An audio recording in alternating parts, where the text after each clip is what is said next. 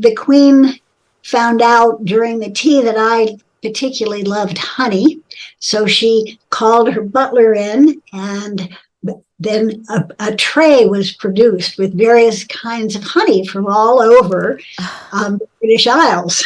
So that was one of my more relaxed and yet very favorite interactions with heads of state. Now, we all know that Eleanor Roosevelt was the wife of President Franklin D. Roosevelt. Now, she became known as the First Lady of the world. She became a really important sort of kind of soft political power in her own right. She was a successful administrator.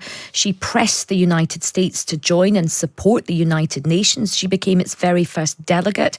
She also served as the first chair of the UN Commission on Human Rights and oversaw the drafting of the Universal Declaration of Human Rights. I mean, all of this stuff is incredibly relevant to everything that's going on.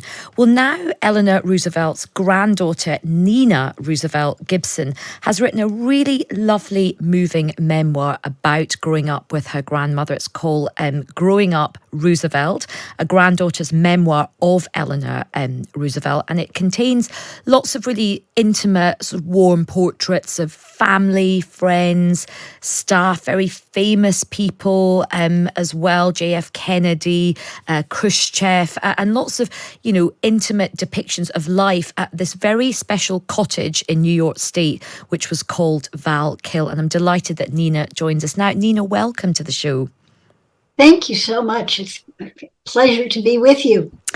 Look, you have this extraordinary grandmother, but when you were growing up, did you realise what an important person? Was she just your grandma to you? Well, it took me a long time really to realize that my grandparents were famous. I thought everybody's name was Roosevelt because everybody I knew had the same last name. We have a very large family. But I really didn't know the extent of her reach worldwide until I was, in my early teens, when I traveled with her. And I realized that people recognized her from all walks of life throughout the various places we went. People would suddenly, there's Mrs. Roosevelt. And so it dawned on me.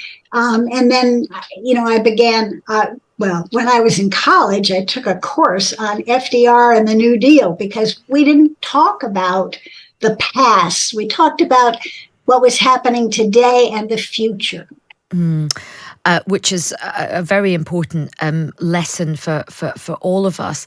And Nina, you, with your grandmother, had some really interesting interactions with some incredibly famous people, in terms of really important players on the world stage, JFK, Khrushchev, Haile Selassie.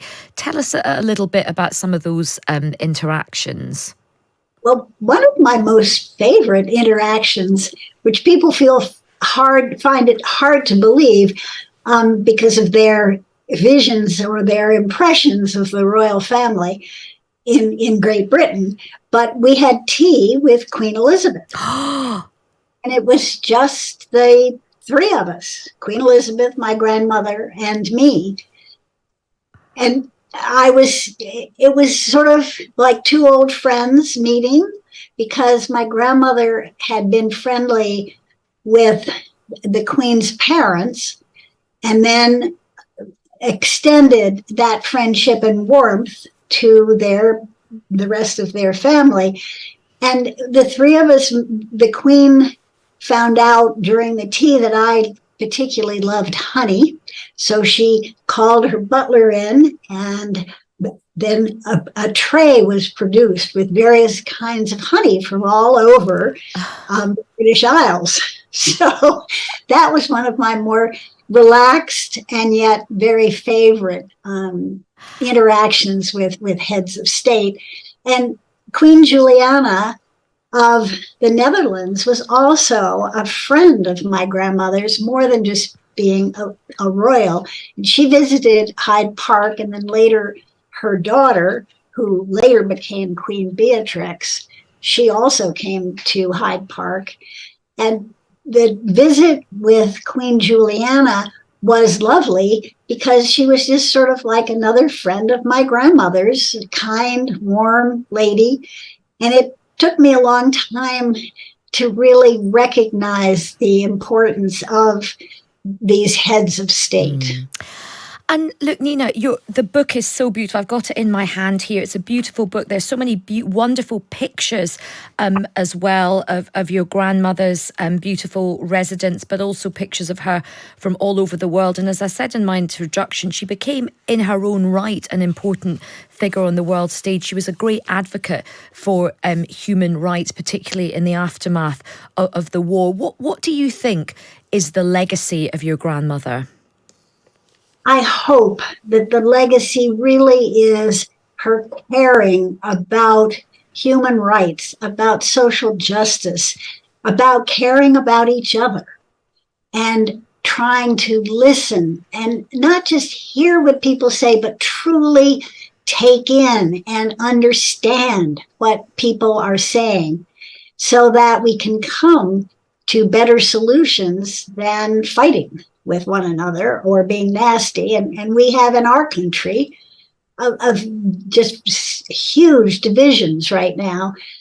So I really believe, I mean, on paper, I suppose her legacy would be the Declaration of Human Rights, but we're not using them. We're not enacting them. We're not living up to those rights and treating one another the way that I believe I'd like to see her legacy carried on. Well, Nina, what wise words on which to end our interview. And thank you so much for speaking with us. Your book is really, really beautiful. And it's like a real kind of link to history, which is really, really important. Thank you so much for joining us.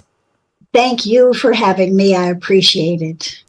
That was Nina Roosevelt Gibson, and her book is out now called Growing Up Roosevelt, a granddaughter's memoir of Eleanor Roosevelt. It's a really, really, really beautiful book. Highly recommend it. And lots of fantastic sort of historical stories and nuggets about great statesmen and stateswomen of the time.